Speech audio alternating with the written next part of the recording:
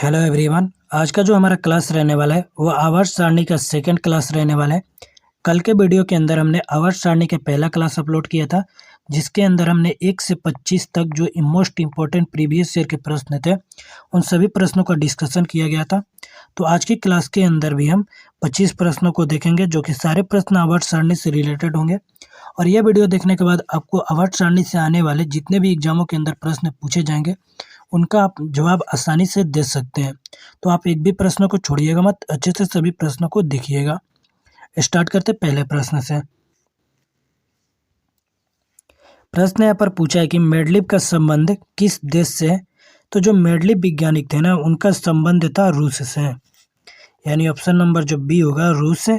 यहाँ पर आपका सही हो जाएगा कि मेंडलीव जो वैज्ञानिक थे उनका संबंध रसिया से था। अगला अगर प्रश्न देखें 27 नंबर कि आधुनिक आवर्त सारणी के किस समूह में केवल 7 तत्व हैं। तो अब आधुनिक आवर्त सारणी के समूह 1 के अंदर केवल 7 ही तत्व हैं, यानी ऑप्शन नंबर ए जो होगा यहाँ पर आपका सही होने वाला है। अगला अगर प्रश्न देखें 28 नंबर कि किस वर्ग के तत्व को अयस्क बनाने वाले तत्व कहते हैं। तो जो वर्ग 16 के तत्व होते हैं उन्हें हम अयस्क बनाने वाले तत्व के नाम से जानते हैं या कहते हैं, यानी ऑप्शन नंबर जो बी होगा वर्ग 16 के जो तत्व हैं उन्हें हम अयस्क बनाने वाले तत्व बोलते हैं। 29 नंबर अगर प्रश्न देखें कि किस वर्ग के तत्वों की संयोजकता 2 होती है। तो वर्ग 2 के तत्वों की संयोजकता जो होती है वो 2 होती है, यानी ऑप्शन नंबर जो बी होगा वर्ग 2 यहाँ पर आपका सही होने वाला है। आगे बढ़ते हैं, जो कि 30 नंबर हमारा प्रश्न पूछा है कि सबसे हल्का तत्व कौन सा है। तो जो लिथियम होता है ना वो सबसे हल्का तत्व होता है।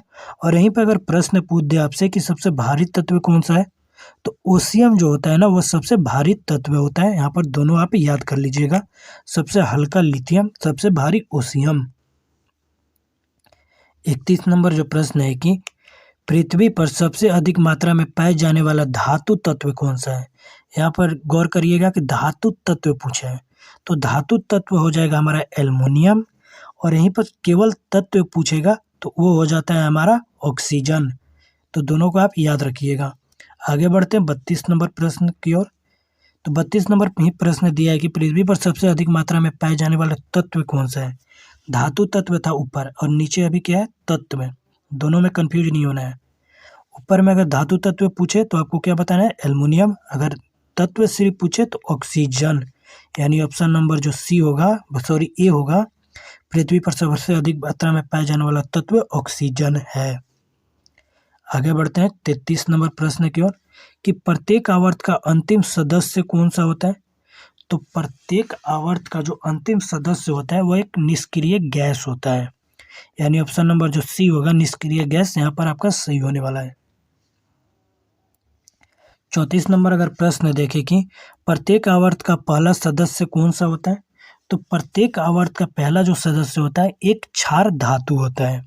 ऑप्शन नंबर ए जो होगा आपका यहाँ पर सही हो जाएगा कि प्रत्येक आवर्त का जो पहला सदस्य है वह एक क्षार धातु है।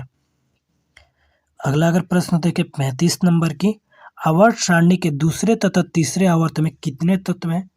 तो आवर्त सारणी के पहले तथा दूसरे आवर्त के अंदर टोटल 8 तत्व होते हैं।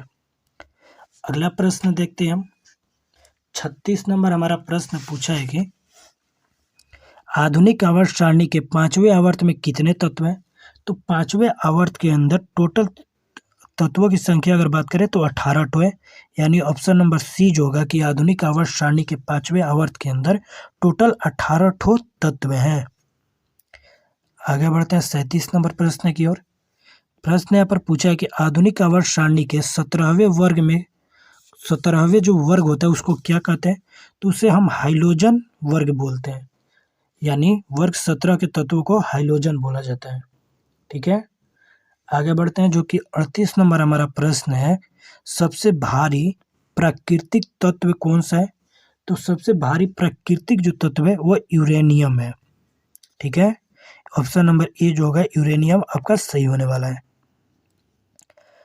39 नंबर जो प्रश्न है कि धातु जो द्रव अवस्था में पाई जाती है। तो धातु जो है वह पारा है जो कि द्रव अवस्था में पाई जाती है। और यहीं पर अगर प्रश्न पूछ दे कि वह अधातु कौन सा है जो कि द्रव अवस्था में पाया जाता है, तो वो होता है हमारा ब्रोमीन। धातु होता है पारा जो कि द्रव अवस्था में पाया जाएगा, और अधातु अगर पूछे कौन सा है तो ब्रोमीन होता है। तो दोनों के यहाँ पर आप याद कर लीजिएगा। आगे बढ़ते हैं 40 नंबर प्रश्न की ओर।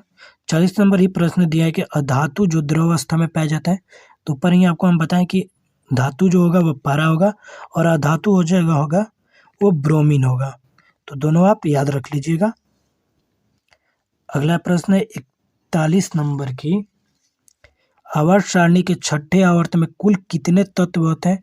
तो जो छठे आवर्त है ना, उसमें टोटल तत्वों की जो संख्या है वो टोटल 32 है। यानी ऑप्शन नंबर सी जो होगा 32 यहाँ पर आपका सही होने वाला है। 42 नंबर प्रश्न है कि आवर्त सारणी के किस समूह को शून्य समूह कहा जाता है? तो आवर्त सारणी का जो 18वां समूह है उसको हम शून्य समूह बोला जाता है या शून्य समूह कहते हैं। 43 नंबर अगर प्रश्न देखें हम कि सोडियम धातु को कहाँ रखा जाता है? तो जो सोडियम धातु होता है उसे केरोसिन तेल के अंदर रखा जाता है। सोडियम धातु को कहाँ? तो केरोसिन तेल के अंदर रखा जाता है। ऑप्शन नंबर जो ए होगा यहाँ पर आपका सही हो जाएगा। 44 नंबर अगर प्रश्न देखें कि चाकू से काटी जा सकने वाली धातु कौन कौन सी होती है? तो चाकू से काटी जाने वाली धातु होती है हमारा उपयुक्त सही भी हो जाएगा, क्योंकि सोडियम को भी हम चाकू से काट सकते हैं, लिथियम को भी हम चाकू से काट सकते हैं और पोटेशियम को भी चाकू से काट सकते हैं।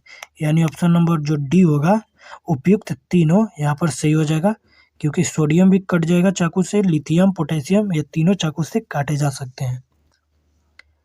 आगे बढ़ते हैं 45 नंबर प्रश्न की ओर। तो 45 नंबर जो प्रश्न हमारा पूछा है कि किस धातु में है जो धातुई चमक पाई जाती है?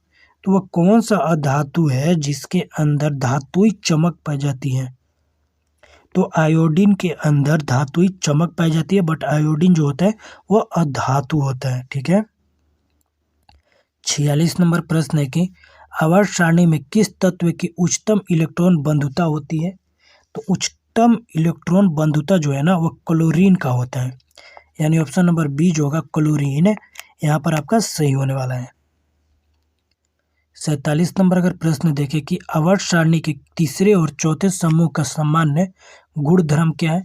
तो तीसरे और चौथे जो समूह है उनका जो गुणधर्म है वो क्षारीय और अम्लीय है। यानी ऑप्शन नंबर जो ए होगा क्षारीय और अम्लीय आपका सही होने वाला है। अगला अगर प्रश्न देखें 48 नंबर की, न्यूलैंड्स के समय ज्ञात तत्वों की संख्या कितनी थी? तो जो न्यूलैंड्स वैज्ञानिक थे उनके टाइम पर जो ज्ञात तत्वों की संख्या है ना वो टोटल 56 था।